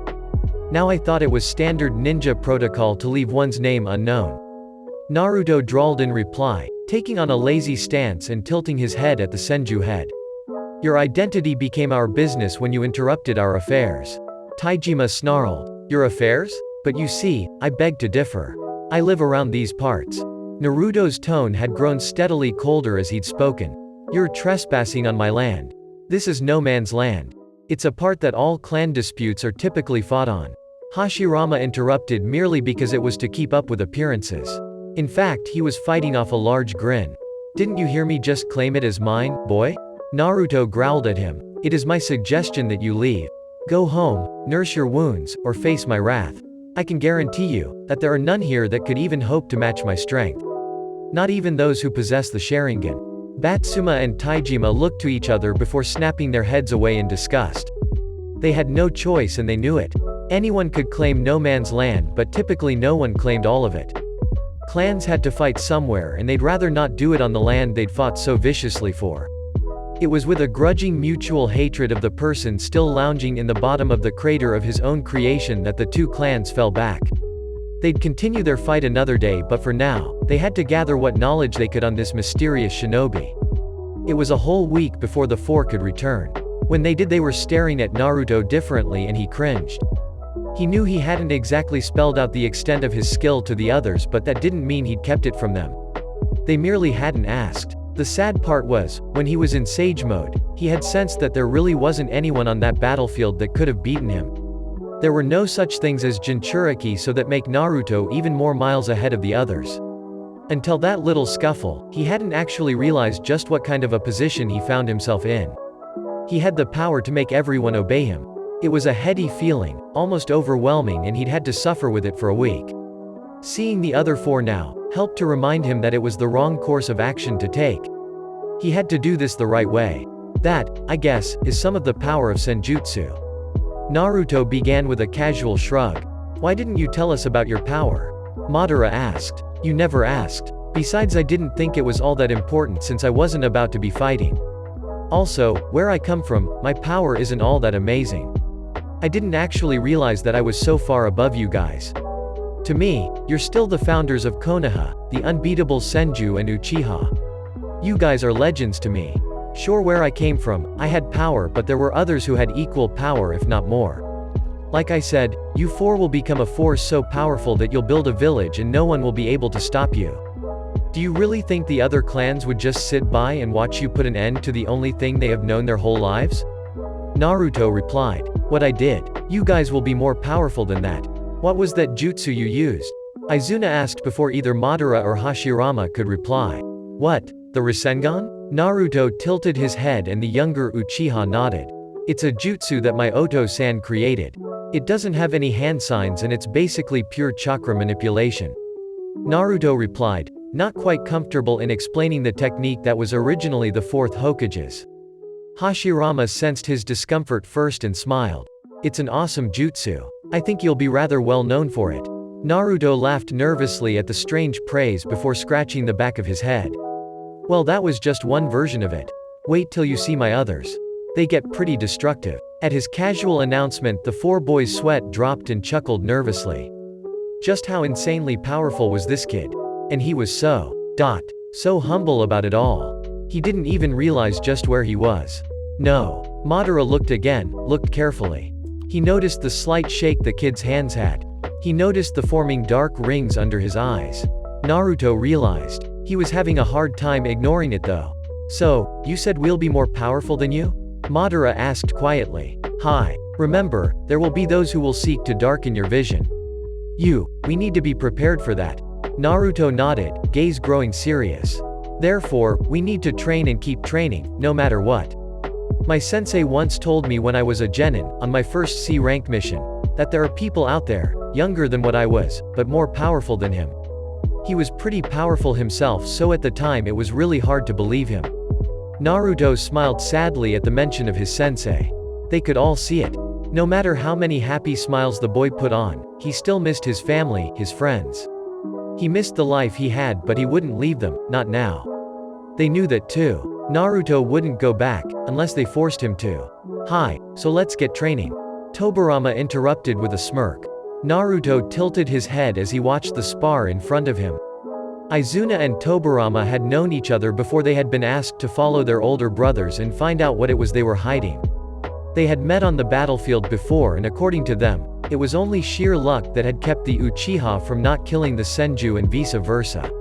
When Madara and Hashirama had heard about that, they had both paled but didn't seem too surprised by it, as though meeting each other on the battlefield was really a commonplace occurrence.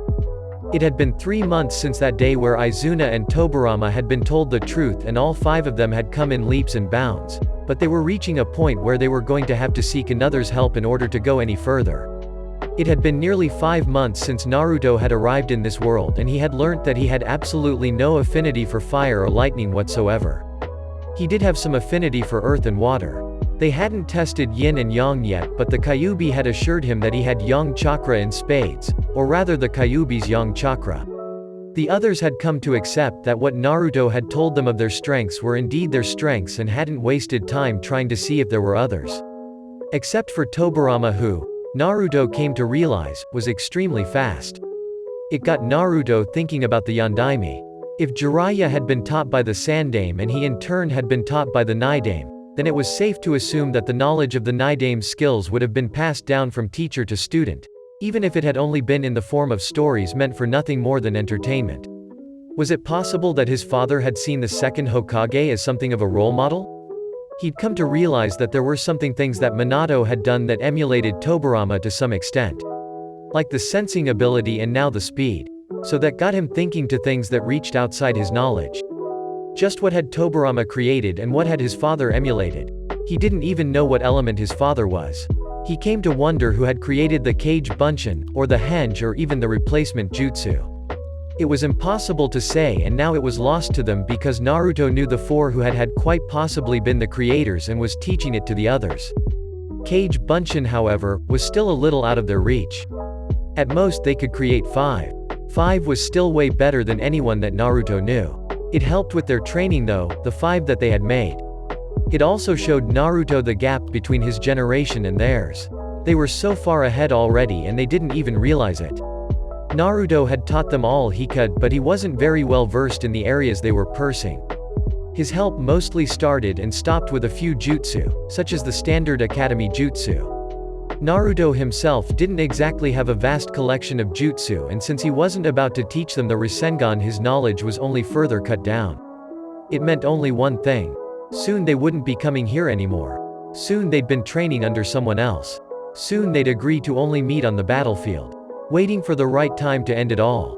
But where did that leave Naruto?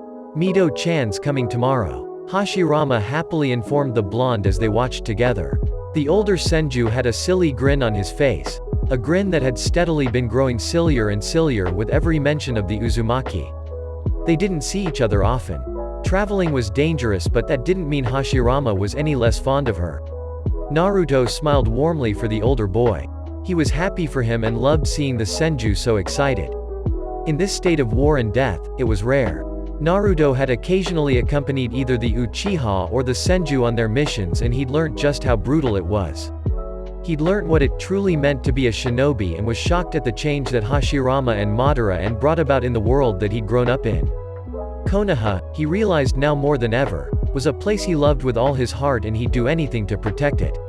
Hashirama had even gone so far as to kill Madara in order to protect it, and now Naruto understood. Hashirama-san, Mito stated with a bow. She was standing with her father, trying her best to be formal. Her mother was absent this time, and Hashirama was glad for that. It meant he could talk to Mito alone while their fathers discussed clan affairs. This would be perhaps his 4th time seeing the Uzumaki, and he was rather excited about that. Lady Mito. Hashirama greeted with a bow of his own, trying to keep the grin off his face. He supposed he could say Mito-san, but he just liked Lady Mito better. Sounded far more feminine. He watched almost impatiently as his father greeted hers. He pointedly ignored Tobirama's teasing smirk as the other boy watched from behind the Uzumaki delegation. I trust all has been going well for you. Mito continued, making polite conversation as was expected of her. Yes, quite. My training has been especially fruitful. Hashirama responded, falling into clan formalities instinctively. He'd been raised as the clan heir after all. All he and his brothers had, because ultimately, any one of them could die on any mission or in any battle. I am glad. Mito smiled warmly. I hope your missions go well also. Hashirama wanted to tear his hair out. He could see the strain of formalities taking its toll on the red-haired girl, and he mentally urged his father to get over the formalities already and just move into the meeting room. By the time they finally did manage to get away, Hashirama was sure he developed several tics, all of which Mito found extremely entertaining. Man, that ninja can talk. Hashirama exploded once he was sure he was a good distance away and wouldn't be heard. A soft chuckle told him Tobirama had followed as well. You seem happier, Tobirama-kun. It's in your chakra. More at peace. Mito observed curiously. But with her statement, the two froze, their chakra growing very nervous. Ah, so whatever had made you happier is a secret. Mito mused. One that should not be known. Is it dangerous? No. Just not to be known, not yet. Hashirama replied quietly. But, Tobirama began thoughtfully. He turned his gaze to Hashirama and Mito was amazed at the level of communication they had with just that simple look. It could work. Hashirama mused. He turned to Mito suddenly and grinned. Tell me a little more about the Wandering Uzumaki Fraction, please. The Wandering Uzumaki Fraction? Well, it's a group of Uzumaki that don't stay with the rest of the clan, choosing to explore the elemental nations instead. They learn more about sealing and jutsu in general. Sometimes they don't come back for years. Mito explained, obliging the Senju brothers with a shrug.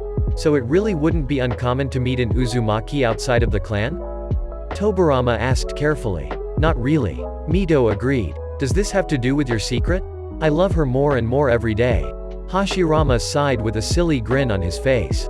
Yes, it does. You know a Wandering Uzumaki? Mito gushed in excitement, eyes sparkling with excitement. Not much of an Uzumaki if you ask me, doesn't know anything about sealing. Tobirama scoffed. Mito gasped in horror. Doesn't know sealing? Now I just have to meet him. You're going to love this one. Hashirama winked. He's blonde. Blonde? Mito squealed. An untrained blonde Uzumaki. You're the best fiancé ever. I love the presents you get me. Mito yelled before rushing at the older Senju and pulling him into a tight hug. Tobirama shuddered slightly. He felt his heart go out to Naruto for those last foreboding statements from Mito. But they'd all realized that they were going to need to split up soon. Naruto needed to go somewhere and this was the foundation. Placing him with the Uzumaki would actually be doing the blonde a favor. There really wasn't a clan like them and Naruto would be right at home. He wouldn't even realize just what he was missing till he had it given to him. Also, the skills he could learn from the Uzumaki were not something he would be able to learn anywhere else. From Naruto's own words, this was not something he'd get in his own time either. Hashirama and Tobirama had been discussing this particular course of action for some time now and had decided to place Naruto within the Uzumaki because then it would be 3 powerful clans coming together and not just 2. They would have the sealing expertise of the Uzumaki from the start, building a defense like no other clan or village would ever have and essentially save the Uzumaki from their bloody fate. Since Mito was the clan head's daughter, and was now marrying into the Senju clan, there was a need for a new heir. A need that had yet to be realized completely. If things went as the Senju brothers hoped it did, Naruto would become that heir and in so doing, lead the Uzumaki people to Konoha. It was a chance they felt was too good to pass up. The Uzumaki were weird, in that they wouldn't ask too many questions. They'd be able to pass this off and it had to start with Mito. She was the daughter of the clan head, and truly the man's only weakness. She asked, and she was given. Mito never asked often though, so that made it all so much easier. The clan head would be delighted with the chance to give his darling baby girl whatever she wanted. She was independent, trying not to ask if she could help it. The Uzumaki head was also getting up there in his years, even for an Uzumaki. He'd left settling down for the last minute, which was why he only had the one daughter and no true heir to the clan. He wouldn't be able to last too much longer either, not in this war-torn state, so it was essential that they integrated Naruto into their clan as soon as possible. As Tobirama watched Mito chatter in excitement about all the possible things she could teach to Naruto, he smiled very faintly. Placing Naruto with the Uzumaki would be good for him. Neither of the 4 had missed the loneliness deep within those blue eyes. He hid it well, but they were trained, from the earliest of ages, to read their enemy. They all saw it. No matter what Naruto said, his childhood had been just as painful as theirs. They were going to change that. So tell me more about this blonde Uzumaki? Mito asked with a happy giggle and Hashirama pursed his lips in contemplation, thinking deeply for a moment before grinning broadly and launching into a rather lengthy explanation of Naruto's character, minus part where he came from the future and grew up in a world that doesn't exist, not yet. Well, He's older than me, and he's really good at sensing, I mean really good and he. Chapter 5. End. And that is it for this couple of chapters. Thank you all so much for watching, see you all later and bye.